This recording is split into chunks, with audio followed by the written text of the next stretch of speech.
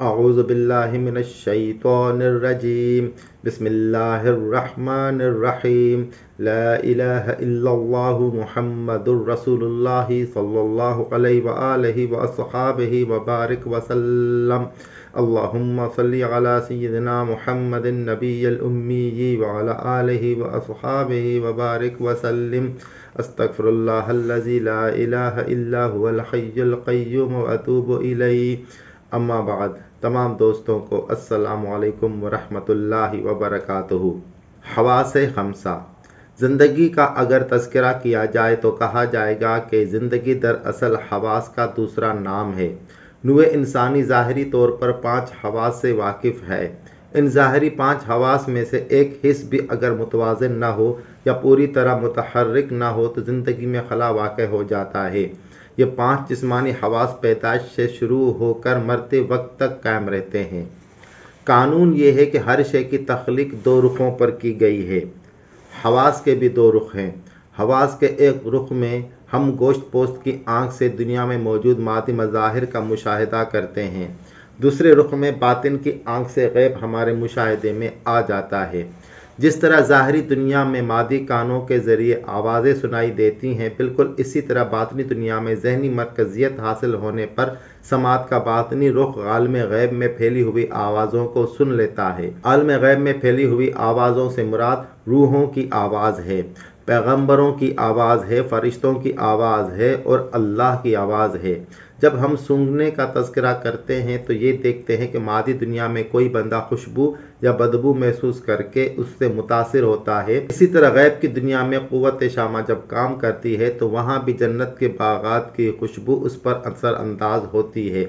जब लामसा का तज़किरा आता है तो जिस तरह कोई आदमी मादी दुनिया में छू कर नरमी और सख्ती को, गर्मी और ठंडी को अलग अलग पहचानता है, इसी तरह गैब की दुनिया में क़ुव्वत लामसा बेदार हो जाए तो इंसान आसमानों में मौजूद फ़रिश्तों से मुसाफ़िहा करता है, आलम अरवाह में मौजूद पैगम्बरों की रूहों से मुलाकात करता है। लम्स की ये कैफियत नूई एतबार से तख्लीकी फ़र्क को मुनकशिफ कर देती है कि मैं आदमजाद हूँ, ये फ़रिश्ता है, ये जिन्नात है। इसी तरह वो आसमानों में मौजूद दूसरी तमाम नूओं से राब्ता कायम करके उनके ठोसपन, उनकी लताफत, उनकी रंगत, उनके ट्रांसपेरेंट खद्दो खाल को देखता और महसूस करता है। जब किसी बंदे के अंदर क़ुव्वत लामसा रूहानी तौर पर बेदार हो जाती है तो बिल आखिर वो अल्लाह की ज़ात को महसूस कर लेता है। इंसान बुनियादी तौर पर ख्वाब और बेदारी के हवास का मजमुआ है। कुरान पाक के बयान करदा कानून की रोशनी में असल इंसान हवास का पाबंद कभी नहीं होता, हवास हमेशा इंसान के पाबंद रहे हैं। आइए ये तलाश करें कि इंसान को हवास, सोचना, समझना, मुतासिर होना, गमज़दा या खुश होना, जिंदा रहने की कोशिश करना या मौत से हम आगोश हो जाना कहाँ से मिले हैं, इनकी हैसियत क्या है। अल्लाह करीम फरमाते हैं, ए आदम, तू और तेरी बीवी जन्नत में रहो और जहाँ से तुम्हारा दिल चाहे खुश होकर खाओ पियो, तुम्हारे ऊपर ज़मानियत और मकानियत की कोई पाबंदी नहीं, लेकिन इस दरख्त के करीब न जाना वरना तुम अपने ऊपर क़ैद व बंद का अजाब मुसल्लत कर लोगे। दरख्त मानवी नुक्ता नज़र से एक ऐसी चीज़ को कहा जाता है जिसमें शाख दर शाख पत्ते और फल फूल की मौजूदगी पाई जाती है। अल्लाह करीम के फरमान का मफ़हूम ये है, ए आदम, ज़मान व मकान की पाबंदी कबूल न करना वरना तो इसमें इस तरह जकड़ जाएगा जिस तरह किसी दरख्त में शाख में से शाख और फिर शाख में से शाख और हर शाख में बेशुमार पत्ते होते हैं, और जब तो खुशी के बदले क़ैद की ज़िंदगी कबूल कर लेगा तो अपने ऊपर जुल्म कर लेगा। और जब शैतान के बहकाने से आदम ने क़ैद बंद की ज़िंदगी को अपना लिया तो जन्नत ने आदम व हवा को रद्द कर दिया। क्योंकि इंसान जन्नत के हवास खो बैठा था जो उसके अपने असली हवास हैं, इसलिए इंसान को ज़मीन पर फेंक दिया गया जहाँ वो पाबंदी और सऊबत के हवास में गिरफ्तार है। ज़मीन के ऊपर काम करने वाले हवास मफरूज़ा हैं। ये बात मबनी बर हकीकत इसलिए है कि ये इंसान के असल हवास नहीं बल्कि नाफरमानी के बाद मुसल्लत शुदा आर्जी हवास हैं। इंसान के असल हवास वो हैं जहाँ उस पर ज़मान व मकान की हद बंदियाँ आयद नहीं होती। अगर इंसान इन आर्जी और फिक्शन हवास के तसल्लुत से निजात पा जाए तो फिर वो अपने असल और आज़ाद हवास को हासिल कर सकता है। اصل حواس میں غم، پریشانی، جذباتی کشمکش، اعصابی کشاکش اور دل و دماغ کا قرب نہیں ہے۔ نوع انسانی کی تاریخ میں ایک بھی مثال پیش نہیں کی جا سکتی کہ انسان بیداری اور سونے کی حالتوں میں سے کسی ایک حالت پر قدرت رکھتا ہو۔ انسان جس طرح سونے پر مجبور ہے، بالکل اسی طرح بیداری بھی اس کی طبیعت کا ایسا تقاضا ہے جس کو کسی صورت میں رد نہیں کر سکتا۔ بیداری کے اعمال و واقعات میں انسان کا دماغ جس طرح توہمات، خیالات، تصورات، احساسات اور عمل کرنے کی تحریکات کا آماجگاہ بنا رہتا ہے، بالکل اسی طرح خواب میں انسانی دماغ ایک لمحہ چین سے نہیں بیٹھتا۔ خواب کے اندر کیے ہوئے اعمال اگر حافظے کی گہرائی میں نقش ہو جاتے ہیں تو وہ اسی طرح یاد رہتے ہیں جس طرح بیداری میں کیا ہوا عمل یاد رہتا ہے۔ اگر بیداری کا عمل حافظہ کی گہرائی میں نقش نہ ہو تو وہ اسی طرح بھول خانے میں جا پڑتا ہے جس طرح خواب میں کیے ہوئے اعمال فراموش ہو جاتے ہیں۔ یہ کوئی تمثیل نہیں ہے، عام تجربات اور مشاہدات ہیں جس سے ہر شخص کو واسطہ پڑتا ہے۔ انسان خواب اور بیداری کے حواس کا مجموعہ ہے۔ اگر انسان کے اندر خواب کے حواس نہ ہوتے تو انسان کبھی بھی مستقبل میں قدم نہیں رکھ سکتا تھا۔ جنت جہاں ماضی ہے وہاں مستقبل بھی ہے، جو انسان کا اصل مقام اور وطن ہے۔ علم الاسماء اور آسمانی کتابیں۔ جتنی آسمانی کتابیں ہیں وہ ان علوم کی دستاویز ہیں جو علوم اللہ کریم نے حضرت آدم کو بحیثیت نائب اور خلیفہ کے سکھائے ہیں۔ اللہ کریم نے جب حضرت آدم کو نیابت اور خلافت کے علوم منتقل کیے تو فرشتوں نے اعتراض کیا کہ آدم زمین پر خون خرابہ اور فساد برپا کر دے گا۔ اللہ کریم نے فرشتوں کی یہ بات سن کر تردید نہیں کی بلکہ حضرت آدم سے کہا، ہم نے تجھے جو علوم سکھائے ہیں وہ تو فرشتوں اور جنات کے سامنے بیان کر دے۔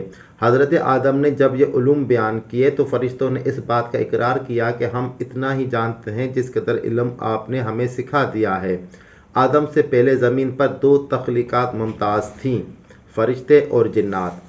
فرشتوں نے سجدہ کر کے آدم کی حاکمیت کو تسلیم کر لیا اور جنات کے ایک گروہ میں سے اس گروہ کے سردار نے آدم کی حاکمیت کو تسلیم نہیں کیا، جس کی بنا پر جنات کا ایک گروہ اللہ کا نافرمان ٹھہرا اور اللہ نے اسے منکر قرار دے دیا۔ اس وقت کائنات میں تین تخلیقات ممتاز ہیں، آدم، جنات اور فرشتے، جو کہ آدم کے پاس اللہ کریم کے عطا کردہ وہ علوم ہیں جو علوم بیان کردہ دونوں تخلیقات اور کائنات میں کسی بھی نوع کے پاس نہیں ہیں۔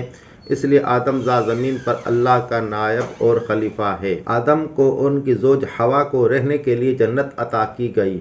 جنت میں ان کو پورا تصرف عطا کیا گیا تاکہ وہ جہاں سے چاہیں، جو چاہیں، جس طرح چاہیں کھائیں پئیں اور جس جگہ چاہیں قیام کریں۔ جنت کے بارے میں قرآن ارشادات اور الہامی کتابوں کا مطالعہ کیا جائے تو یہ بات منکشف ہوتی ہے کہ جنت میں آدم کے اوپر زمان و مکان، اسپیس اینڈ ٹائم کی پابندی نہیں تھی۔ آدم آزاد حواس سے جنت میں مقیم تھے۔ اللہ کریم نے چونکہ آدم کو اختیارات عطا کر دیے تھے اس لیے ان سے کہا کہ اس درخت کے قریب نہ جانا۔